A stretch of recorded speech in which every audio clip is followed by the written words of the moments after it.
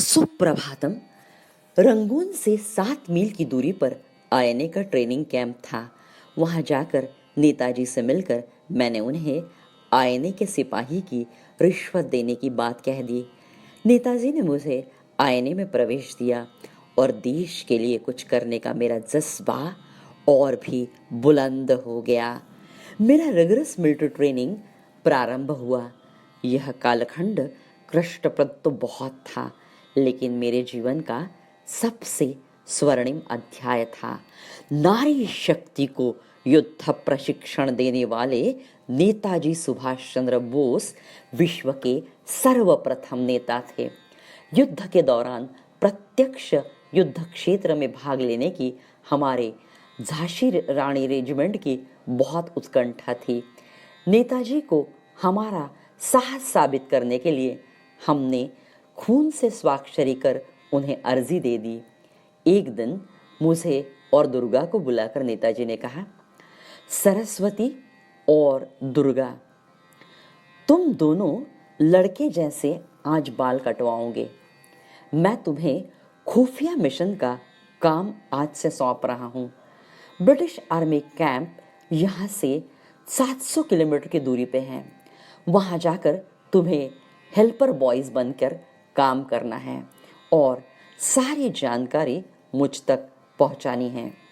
और हाँ, एक याद रखो, यदि तुम दोनों में से कोई एक पकड़ा जाता है तो अटेम्प्ट फॉर सुइसाइड और दूसरे ने वहाँ से भाग निकलना है।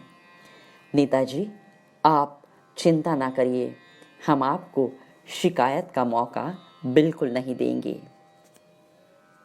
लड़कों का वेश धर हम दोनों ब्रिटिश कैंप जा पहुंचे, जहां से हमारा रोमांचक दौर शुरू हुआ। हम दोनों को तो नौकरी भी मिल गई। जूते पॉलिश करना, खाना बनाना, कपड़े प्रेस करना, ये हमारे काम थे। मगर सबसे महत्वपूर्ण था कान देकर अफसरों की बात सुनकर उसका रिपोर्टिंग नेताजी को करना। मृत्यु तो हर क्षण हमारे सर पर मंडरा रहा था, किंतु धीरे धीरे ताले तोड़कर जानकारी हासिल करने का कौशल हम दोनों ने प्राप्त किया। चुपके से मैं और दुर्गा हथियार भी नेताजी तक पहुंचाया करते थे। एक दिन दुर्भाग्यवश दुर्गा पकड़ी गई। दिए गए सूचना अनुसार वहां से भाग निकलना ही उचित था, किंतु मेरे जिगरी दोस्त को ब्रिटिश बुरी तरह प्रताड़ित करेंगे, यह मुझे अमान्य था। मैंने नर्तकी का रूप धारण किया। नृत्य करते करते सभी को नशीली पदार्थ खिला दिए। जब सारे अफसर नशे में चूर हो गए तो दुर्गा के कमरे का ताला खोलकर मैंने उसे छुड़ाया। हम दोनों नेताजी का नाम लेकर वहां से भाग निकले। कुछ सिपाहियों ने हमें भागते हुए देखा और गोली चलाई। गोली मेरे टांग में धंस गई। पांव लहूलुहान हो गया। सोचने के लिए भी समय नहीं था। सैनिक हमारा पीछा कर रहे थे। हम दोनों एक झाड़ पर चढ़ गए। सर्च ऑपरेशन जारी ही था। बचने के लिए हम दोनों 3 दिन तक झाड़ पर ही रहे। पाँव तो बहुत दर्द दे रहा था, ना जाने कहाँ से हिम्मत आई। 3 दिन के बाद पेड़ से उतरते समय ऐसा लग रहा था मानो मेरी टांग ही नहीं है। मंजिल तो बहुत दूर थी, लेकिन हिम्मत ने साथ दिया। गिरते लुढ़कते काफी लंबे सफर के बाद हम दोनों आईएनए कैंप में पहुंचे। लंगड़ाहट तो मेरी जीवन की साथी बन गई। मेरे लिए वह गर्व का प्रतीक थी। मेरे सभी साथी मुझे देखकर दंग रह गए। रानी झांसी रेजिमेंट में मुझे लेफ्टिनेंट का पद दिया गया। मेरे बहादुरी की प्रशंसा करने वाला, बधाई देने वाला नेताजी का पत्र मेरे लिए सबसे अमूल्य धरोहर थी। दुर्भाग्यवश आगे चलकर 18 अगस्त 1945 को नेताजी नहीं रहे। आईएनए का कोई भी नेता नहीं रहा।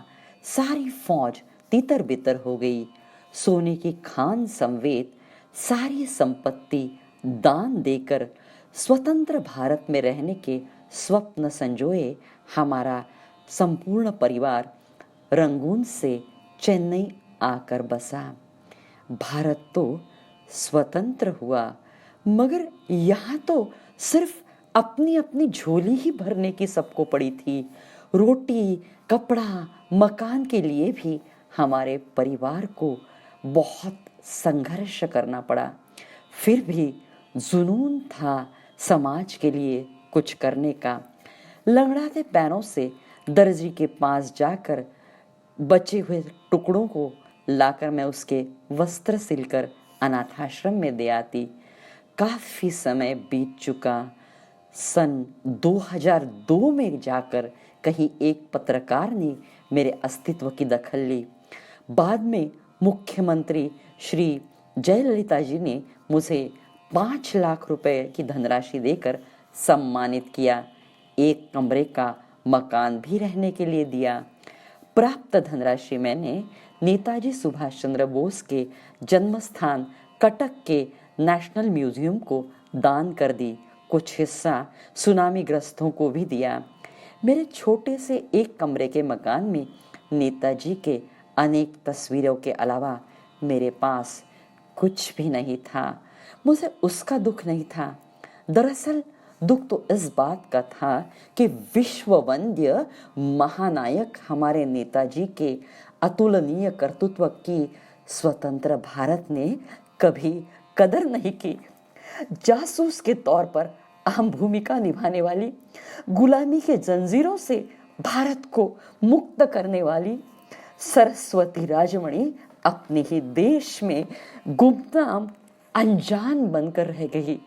13 जनवरी 2018 में अपना पंच भौतिक देह त्याग कर वह नेताजी के चरणों में विलीन हो गई।